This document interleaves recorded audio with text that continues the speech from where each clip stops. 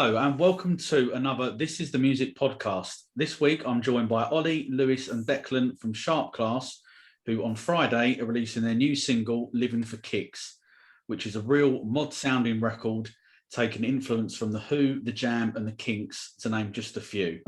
It's a great song and I've played it daily since I first received it. Guys, thanks very much for coming on today. How are you all doing? Fantastic. Yeah. Pretty good. Pretty good. It's our pleasure. Doing pretty good, yeah. Good. Great to, as I say, great to have you all on. So to kick things off, can you tell the listeners a bit about how the band started, how you all met, and how the name of the band came about? Yeah. So we formed in 2017. Is that right? Yeah, 2017, so, wasn't it? I think that.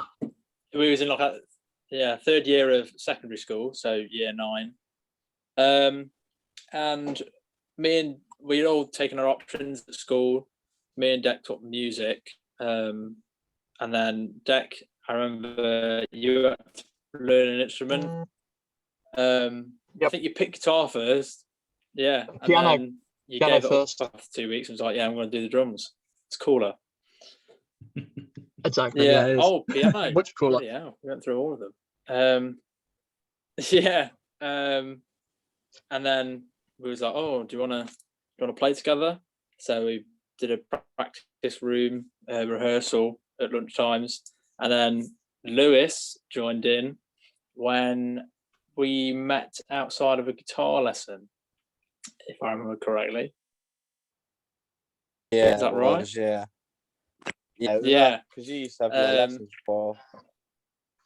So yeah, you had your lessons, and then I'd wait after, and then we'd have a little conversation in between, you finishing yours and me starting mine.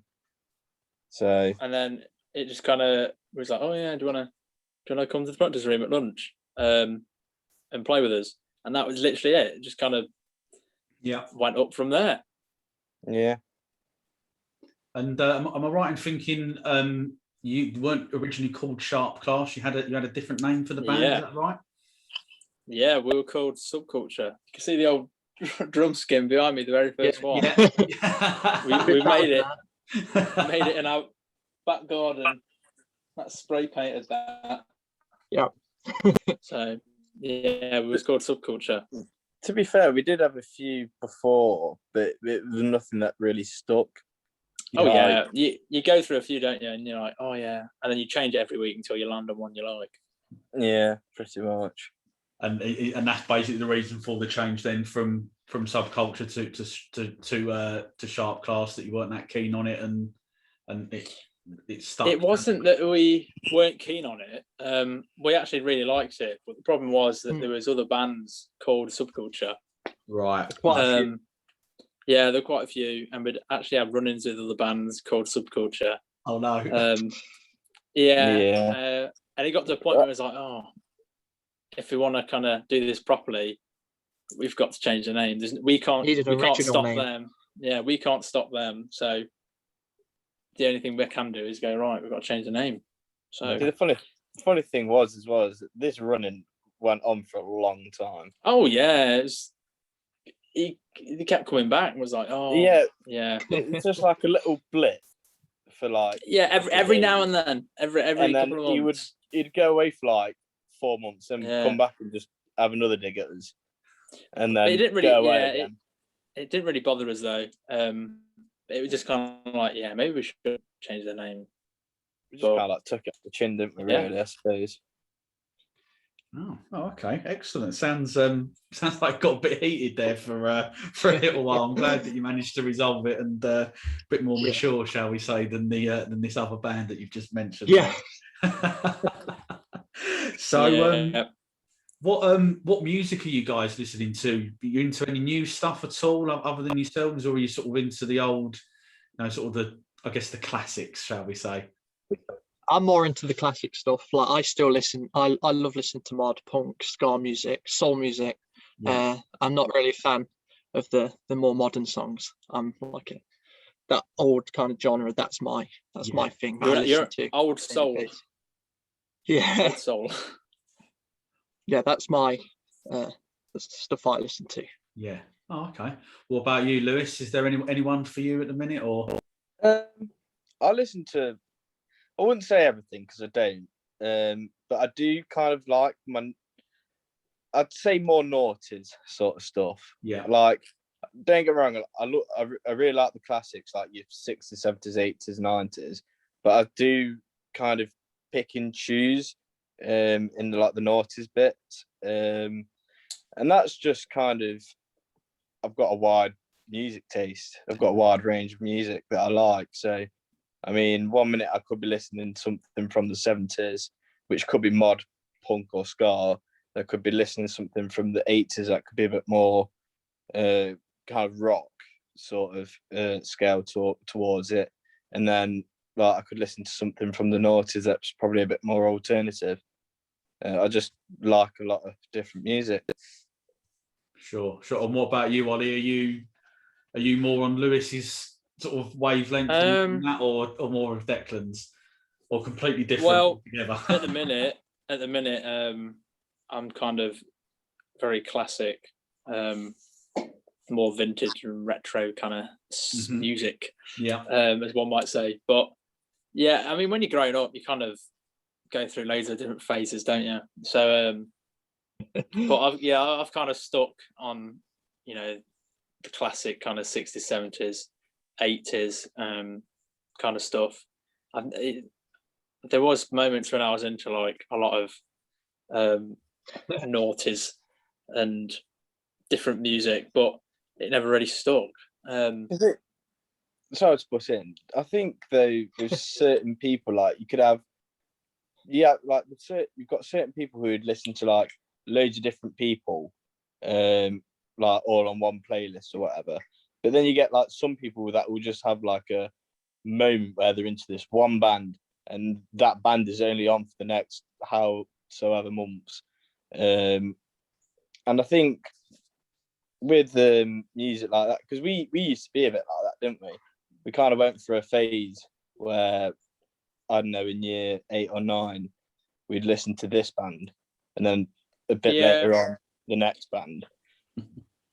That's what it's like, though, isn't it? Growing up, you kind of discovering music and stuff. But I've kind of settled now at the minute, so yeah. A lot of my favourite bands are just kind of classic: the Kinks, the Jam, Tall Faces, the Who, and then I just kind of pick and choose, like just kind of different songs from different artists, like a lot of kind of soul and stuff like that, or blues. I love my blues music, rock and roll, so yeah, that's kind of where I'm at. Okay, excellent. There's definitely some stuff there, I think, for people to maybe try and listen out to, especially I'm personally speaking sort of on the blues and the soul side. I'm very naive to it. Probably need to get some records on. And it's brilliant. But I mean, blues was like what got me playing guitar. That was like one of the first things I learned was blues, and it was like, this is good. So so as we mentioned, obviously at the top of the show, you're obviously just days away now from releasing your new single, Living for Kicks. I'm guessing you guys must be pretty excited to be getting the song out there. Always. What was the influence behind the song, and what is it about, if anything? Living for Kicks. The influence behind the song was kind of the people that we would see kind of hanging around, or I would see hanging around, kind of walking home from school and things like that, and the people in the town that we live in, kind of much more observing, like an observing eye for things, and it's kind of like a storytelling kind of theme, but also not at the same time. It's kind of universal, like everyone could kind of connect with it. It's about kind of, well, the phrase "living for kicks." How do I put this simply? It kind of talks about the the idea that we're all kind of living for kicks, but we don't really know it. We're just kind of going through life. And it's kind of questioning, maybe we're just kind of all looking for the same thing and all doing what we do for the same thing, which is living for kicks. We just want to live for kicks. And it kind of plays with the idea that everyone does it differently, good, and that can be good or bad. Yeah. And that's kind of like the main where the idea came from. The chorus is literally is living for kicks, the subconscious idea, that's in everyone. That's the lyric, because I think that's what it is. It's kind of like it's subconscious. We don't think about, I want to go out and live for kicks. It just kind of, it kind of happens. And Yeah, sure. It's something that's kind of implanted in our heads. So. Sure. Okay. So, also as part of this release, which is very, very rare in this day and age, you've obviously got the B-side on there called "Time Meant Nothing for Me," which to me is a brilliant song, and I think probably could have been which I think could have been an A-side as well. What was the thinking behind releasing a B-side? And were you taking influence from the likes of sort of like Paul Weller? And Noel Gallagher for releasing B-sides that are equally as good, if not better, than an A-side? That's always kind of been our thing, to be honest, is we never wanted to kind of think of as a B-side as, it's just a B-side. Yeah. Like a throwaway song. Yeah. It's because that's a pointless way of thinking, really. I feel like as well that we didn't want to outweigh each other. Yeah. It's trying to find a lot of the time when it comes to like releasing a single, because we get it put out on vinyl through Heavy Soul Records. We need a B-side, and a lot of the time we'll have the A-side in our heads and it'll be like, this will be a great A-side, and then we'll look through like the catalogue of songs that we've got and go, maybe this one. Oh no, that's too good for a B-side, kind of things like that. Yeah. So what I would do is I would go away and write a song, for the B-side, which I've done that quite a few times. And what I think that does is it kind of makes me think, what would fit this, even though it's two songs, what would fit the theme of this single? Right. And I kind of went away and wrote this song, and it's kind of about being, young, growing up, which it kind of ties in with living for kicks. Time meant nothing to me, but it kind of worked out quite well, to be honest. And it came quite quick, the B-side, to be honest. Some songs are really hard to write, some come really quickly, and I believe Time Meant Nothing to Me, it was one of the first things I played on the guitar when I picked it up. That first intro bit, that was it, and then it was kind of like, this is cool. So that's pretty much it. Yeah. Well, as I say, I think it's a really, really great song. Cheers. It could have been I know you've explained the process, but easily this could have been like the lead song, if you like, out of the release. So you briefly touched on there the process for writing songs. How do you always come up with like the words and the guitar part, or do Lewis and Declan, do you come up with either your bass line or your drum beat and the song's built around that, or is it the other way round? How does it work? Yeah, excuse me. It's like I'll write the song, the lyrics and the guitar, and then that's like the bare bones of it. Yeah. Like the skeleton of it, if you feel. Skeleton, yeah. And then it will be, if there's just something that I've got, like if it's one bass riff or one drum beat, I go, and when we take it to practice, I'll go, but I've got this certain bit in my head, and then the rest is just kind of like, build it up from there. Sometimes it'll just be, I've got the lyrics, I've got the guitar, let's see what happens. Sometimes it might be just I've got the lyrics, guitar, and then this bass riff. And that's it. And the thing is, as well, is that me and Deck would learn the bare bones of it, like just play a simple like drum beat to it, or just kind of your root note for how the song goes. Learn that as like a base, and then just expand on like the little gaps, like where there could be little kind of silent points, or just like those little maybe half beats or full beats where we could try and make it a bit more kind of like the little nuances a bit. Kind of, yeah, it can just kind of build. Instead of diving out first, going, let's do this. You know, it's like, let's just play it. Yeah, Figure it over out. and over again. Yeah, figure it out on the job. Kind of thing. So suppose the old school one. Yeah. Ah, okay. Well, good. I'm glad. That's always one of the things that personally fascinates me, knowing how bands come up with the ideas and the music behind it. And that really interests me. So thanks for sharing that.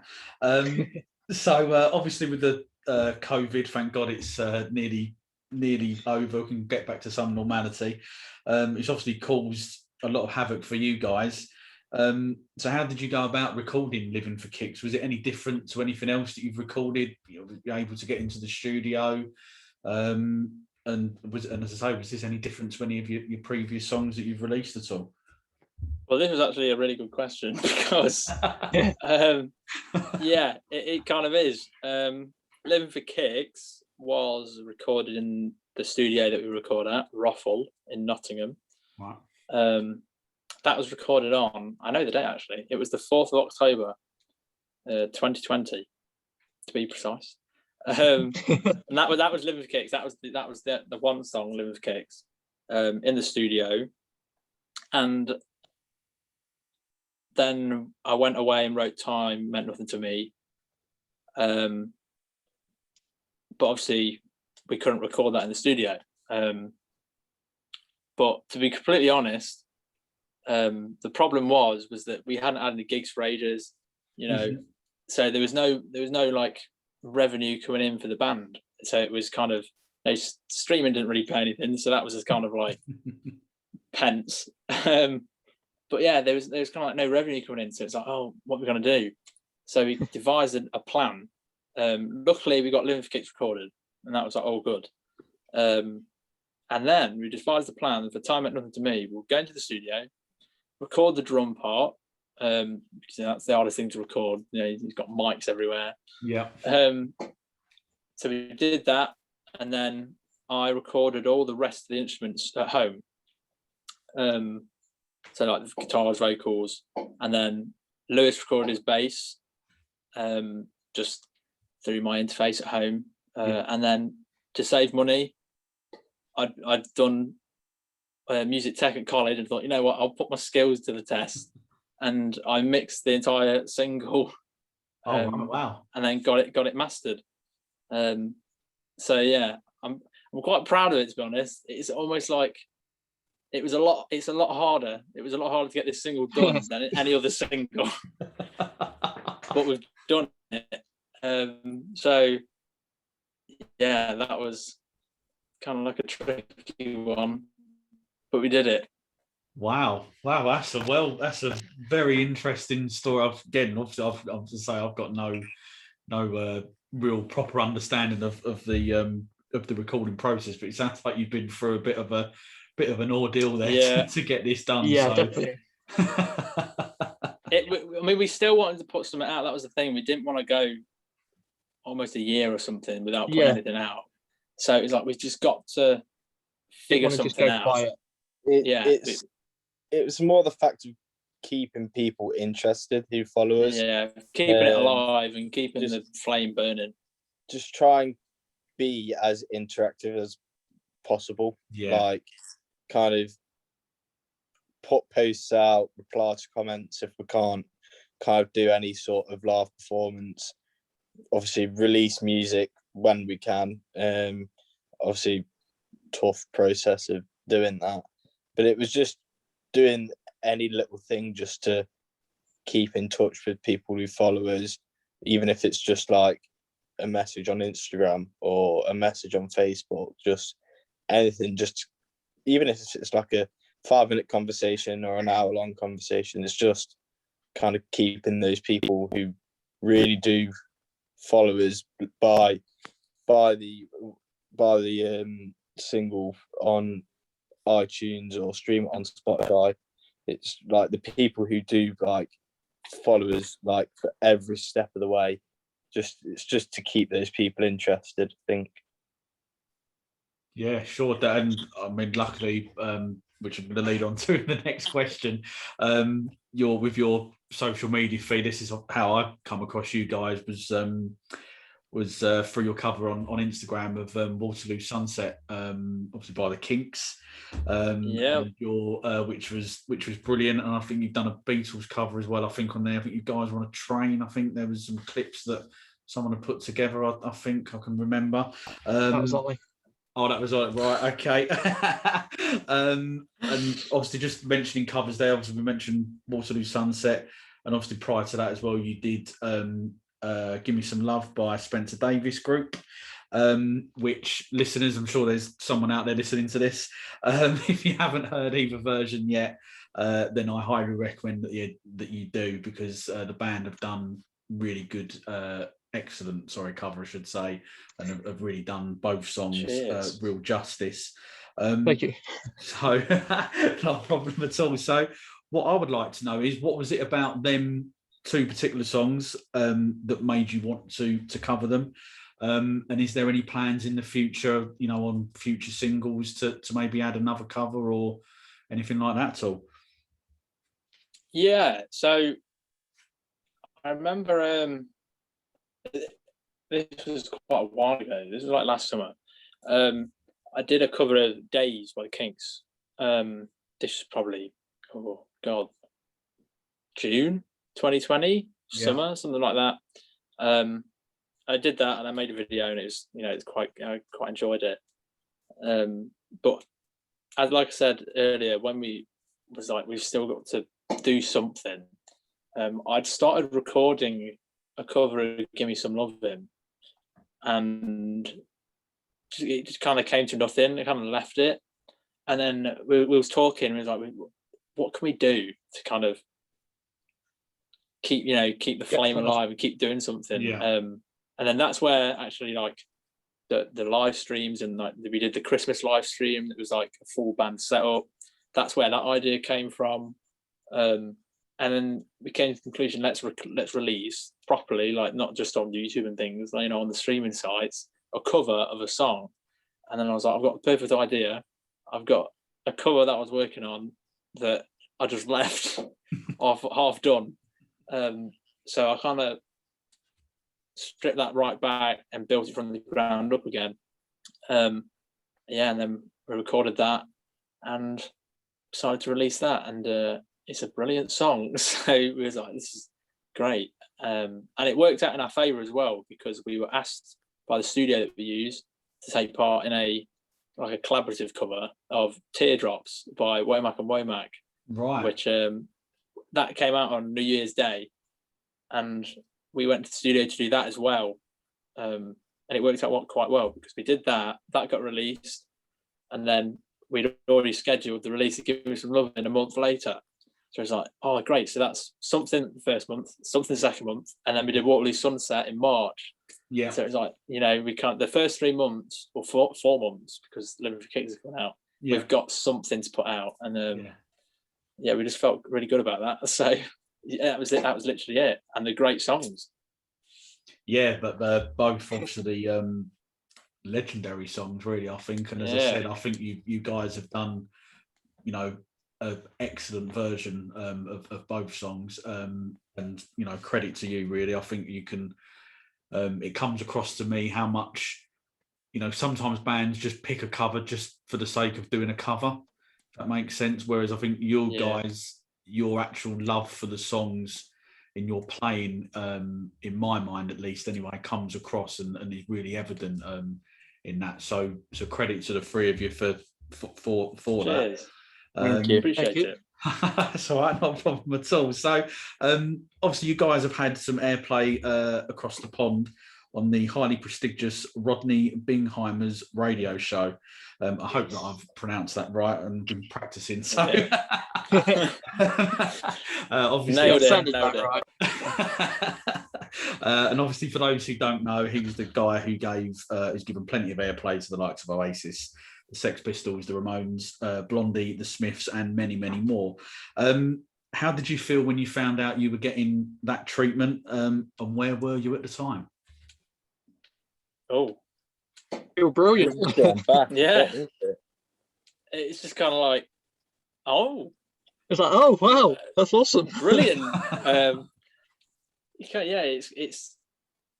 I think the first single. I think every single single or every single release we put out has been aired on his show, which just kind of is like,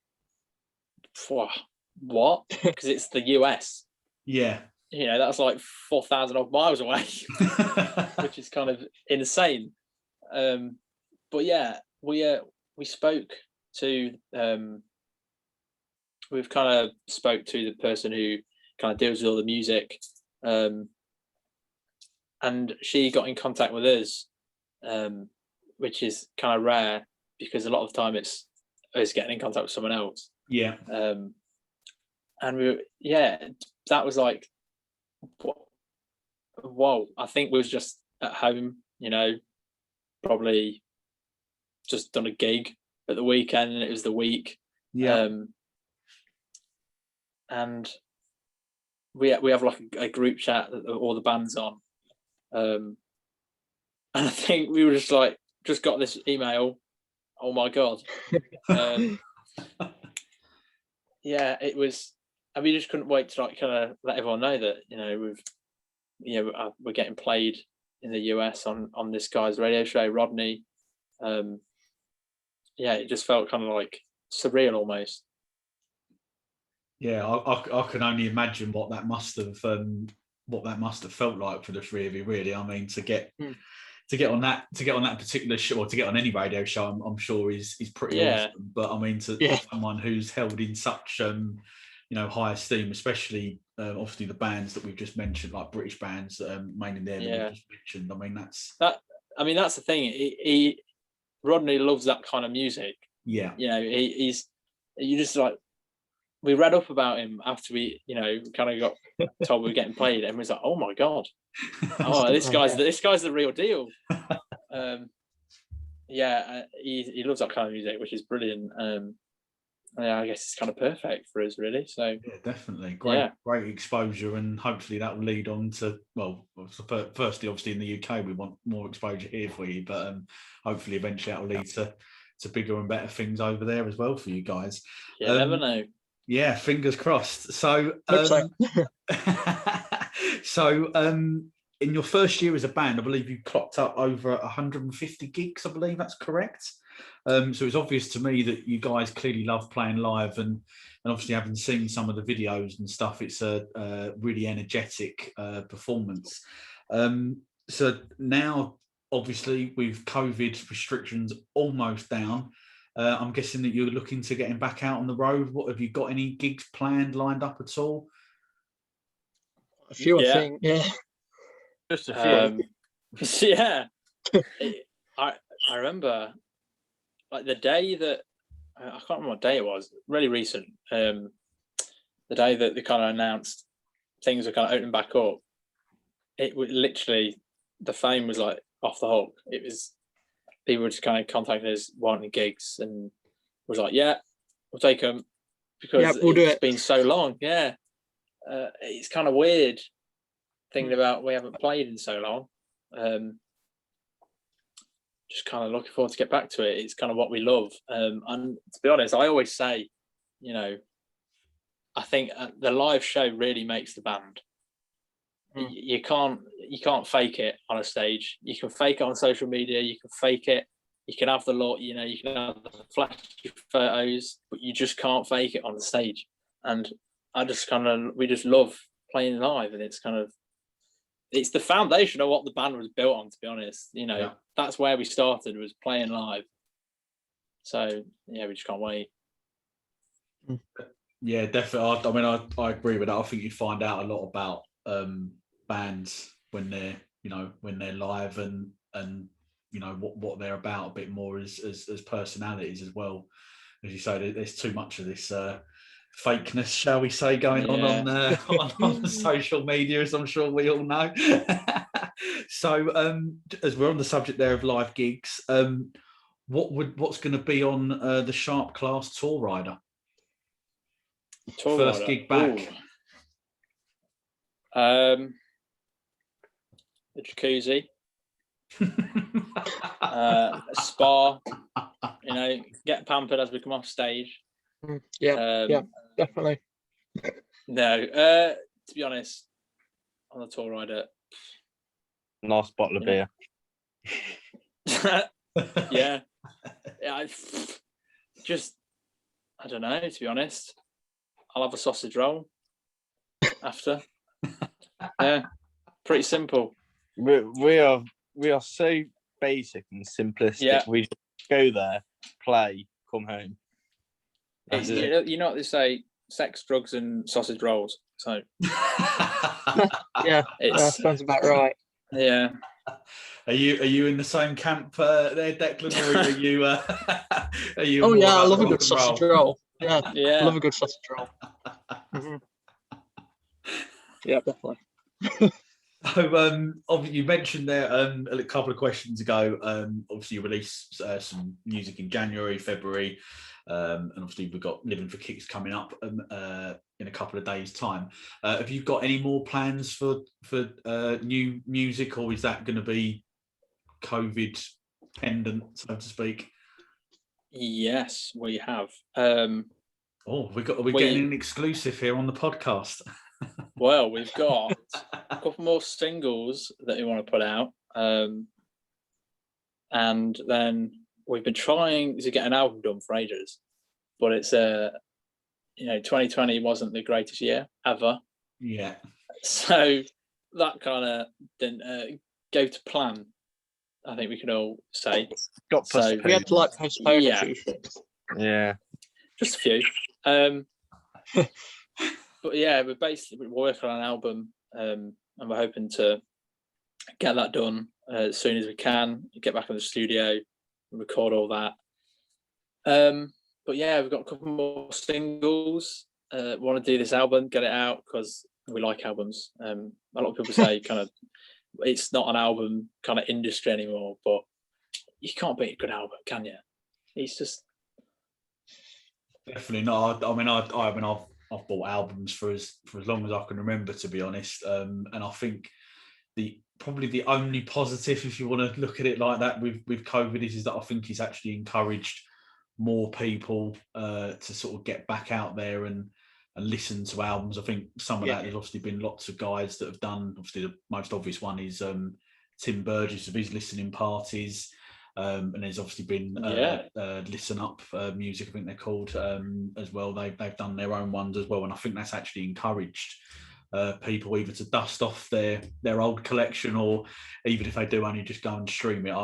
I personally do think that there's still a market out there, and I think even with like vinyl record sales as well now, how much they're growing in popularity again. I think definitely anyone who says otherwise don't think they really appreciate it. I don't think.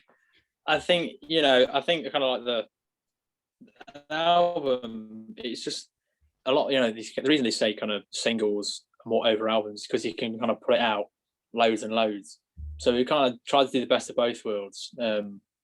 Because last year when things kind of went all pear-shaped, we kind of made up a new plan. In fact, Living for Kicks wasn't supposed to be a single. It was we had almost reached the end of the single stretch that we wanted to do and had like one more single, and then we couldn't release the album. COVID got away and things like that. Yeah. So it was like, let's just release more singles, push the album back, and have a bit of fun releasing singles music, but always have that album's coming. And we've actually kind of like reworked the album. I've kind of wrote new songs for it and things. Yeah. So because it's just like the cohesion of it all. And I think when we have this album, it's just going to feel like, I don't know, like a really nice kind of bookend to like the first phase or something.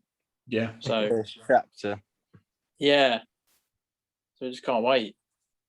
Well, certainly, I'm only fairly new to the band, as you guys know, but it certainly sounds very exciting. And personally, I'll definitely be looking, to continue to support you with the singles and stuff. And when you do get around to releasing that album, you can, I'll definitely be buying a copy or two. So, Cheers. growing up, what are your earliest musical memories? You've kind of touched on this already with some of the bands or songs that maybe shaped you. Are there any albums at all that shaped your musical influences that we discussed earlier? Declan, do you want to go first? I think there's some. Yeah. There was this one song always when I was a kid, like, I don't know, like 7 or 8, and I'd always want to put it on in the car because my dad had the CD, and at the time I had no idea what the band was called, but I just loved this one song, and it was the Specials' Ghost Town. And I don't know why, I loved the song. And then I just a few years later I heard it again. I was like, oh, I recognise this song from when I was younger. And then it all kind of evolved from there. And that's like my first time experiencing that song. So that's kind of what shaped everything past there. Yeah. Oh, sure. Well, that's a really nice memory to have really, and I think that's great. And what about you, Lewis? Is any particular song or album at all? Yeah, there's an album. So, well, kind of make it long story short. My parents would maybe on a Friday or a Saturday night after they had eaten tea would maybe have a drink and just like a stereo on, or like a Bluetooth speaker or whatever. And I remember when I was a lot younger, because my mum and dad were more kind of on the rock side of things, so I grew up more on the rock. Yeah. And my kind of first album that I remember properly listening to, I must have been 6 or 7, was "Slippery When Wet" by Bon Jovi. Right. Okay. And that was because my mum was like the biggest Bon Jovi fan. She loves a bit of Bon Jovi. Yeah, she had t-shirts, all the albums, and I know, I suppose that's their most famous album, but that's the first one that I kind of remember properly listening to. She used to put it on in the car, like when I used to come back from football training. Yeah. And it's just an album that kind of I always seem to go back to. So I mean, I still listen to it every now and again. It's just for kind of good memories, I suppose. Yeah. Oh wow. Well, Love a bit. yeah, exactly the same there as Declan. That's a really nice story, and great that you've got that memory as well. I think that's great. And what about you, Ollie? Is there anything for you at all? Yes.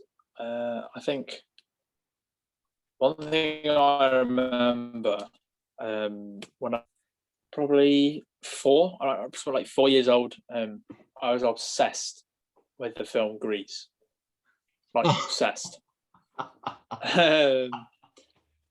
Yeah, and I think I used to just put it on and just like run around the living room, jumping off the settee and things, and just like I'd know all the lyrics, I'd sing the songs, and I'd dance to it.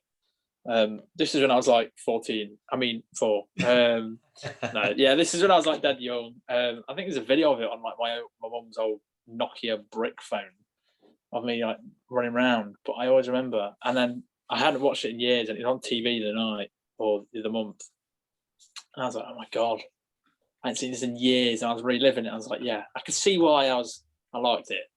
But that is like my first musical memory, I guess. There were some questionable music choices from me throughout the years, I won't lie, but that was like the first one. I remember coming out of those sessions just red hot and just sleeping straight away, and just like 4-year-olds do. So Just reminds me, it's I'd love like to see that video. have yeah, daily dose, like your average 4-year-old is like daily dose of sugar. Ollie's was like the daily dose of grease. yeah, it was exactly like that. But I don't blame myself, you know. So, Lewis, I'll go to you first on this one. What was the first gig that you went to? Oh, gig that I see. Do we count pub, kind of local pub gigs, or are we going for more well-known sort of things? It's you can go with both if you want. It's entirely up to you. Okay. So the first gig that I remember going to was in my local area when I must have been, I'd say 10 or 11. And it was on bonfire night. And I remember they used to just, because they had a DJ on before, and then they had a band on. And I remember the DJ playing like all your big hits, like just throughout years, like you could have like your ABBA and just your all sorts, just your classic DJ sort of music. And then I remember it was these two country kind of singers, and they play all country songs. And I just remember just kind of like watching them with my mum and dad and just bobbing my head, just kind of humming along to it. Not knowing what was going on, but I was just like enjoying myself in my own world and just enjoying myself. Nice. And what about you, Ollie? Can you remember? Sorry, I've jumped there. And sorry, you said Lewis said more established band as well. Can you remember that the first gig as well? Yeah. So, Ollie will know this one because we actually went together. Yeah. It was. Oh yeah. Surprisingly, it was a bit more of the pop punk phase. Pop punk, wasn't it? And we went and saw Blink-182 live. It was at Nottingham, wasn't it? Yeah, Motorpoint Arena in Nottingham. So yeah, and that was for us. We was kind of like blown away, just like obviously big sort of stadium-looking arena, and just kind of the whole shebang of a kind of live, full-on gig. Yeah, sure. Oh, my brother absolutely loves them. So when he listens into this, he'll be very happy to hear that there is another Blink-182 fan out there. So Declan, how about you? I don't really remember like my first like just normal, like pub gig. I don't remember that, but I do remember like my first ever like big. Well, kind of a band. It was at Splendor Festival, which was that was also my first ever like proper festival, and it was Paloma Faith. Wow. Yeah. Good. Splendor. Yeah, Splendor Festival. It was just because my dad was going with his mates, so I thought I'd tag along. Yeah. And that was like the big end to the festival. So that was Paloma Faith. That was my first like big ever gig festival thing. Okay, wow, it's a very quite a real different mix there at the one end of the scale to the other. But hey, it's all good fun. It's all live music, so not a problem at all. So Shark Class are headlining a festival. And you get to pick one band each. The band can be split up. It doesn't matter too much. But which band would you like to have supporting you on that gig? Supporting us. Oh. Are we doing it collectively or one each, or pick a band each? Yeah, pick a band each. All right, I'll let someone else go first while I think about this. Dec, do you want to go first? Sorry, Dec. I mean, I'll maybe make it a little bit easier, or you, if you are struggling a bit, maybe you guys support? If there was one band each that you guys could support, rather than I don't mind either way. That'd be great to have the Who supporters. Yeah. I think for me, like now actually thinking of it, I'd like to have Queen supporters.